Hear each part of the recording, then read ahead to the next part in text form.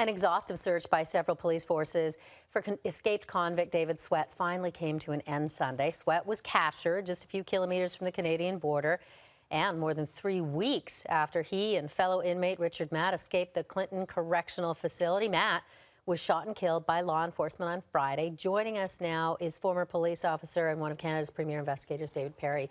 Talk a little bit about this whole story and how it ended. Thank you for coming in, by the way. Let me ask you something. These two guys, and we know that they burrowed out with equipment, I mean, a highly planned escape.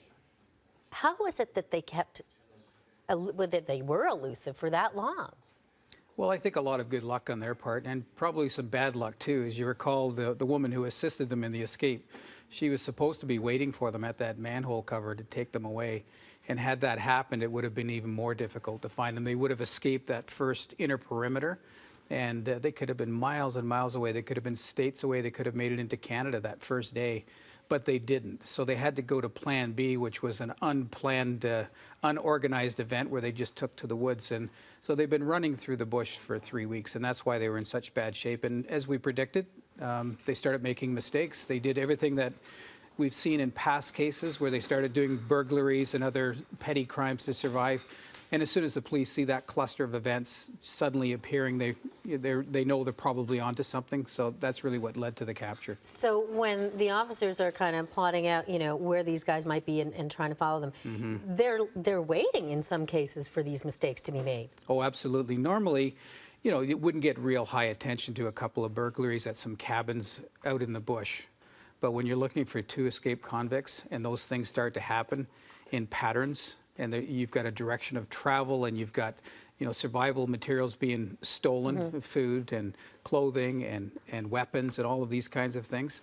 I think when the police got that bit of information, they were starting to get pretty excited. Of course, then it becomes a crime scene.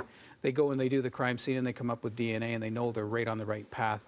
And once they got Matt, it was just a matter of a short period of time that they were going to get Sweat as well. I was going to say there seemed to be, well, an assumption anyway, maybe, that these two guys, once they escaped, stayed together. It would appear that they did, yeah. And does that make it tougher, or in terms of fighting two guys as opposed to one? Well, I think what happens psychologically is they escape together, they become partners, they work together, they feed off each other, they've sort of got each other's back. And, well, perhaps one of them is sleeping, the other one's keeping watch. And once they got separated, 3 weeks into this, they're bug bitten, they're dehydrated, they're hungry, they're cold, and it's just a matter of time that they come out of the bush. And we've seen this in manhunts before, especially manhunts where they go into the deep forest. They have to come out. They have to get travel and food and water and lodging and everything, and it's just a matter of time. We heard that he was shot and in stable condition in hospital, and then we have just learned, obviously, overnight that he is in critical condition. That wasn't a big surprise for you? No surprise. You get shot at fairly close range twice by a police officer's pistol, you're going to be in rough shape. And my new hero today is Sergeant Jay Cook. Yeah, who did this, who bravely got out of his car all by himself, and all by himself faced a cop killer, knowing that this individual, that Matt, would have used lethal force to try and escape. And to me, he's the biggest hero that we could think of in today. Good point, Dave Perry. Thank you for coming in. Always a pleasure.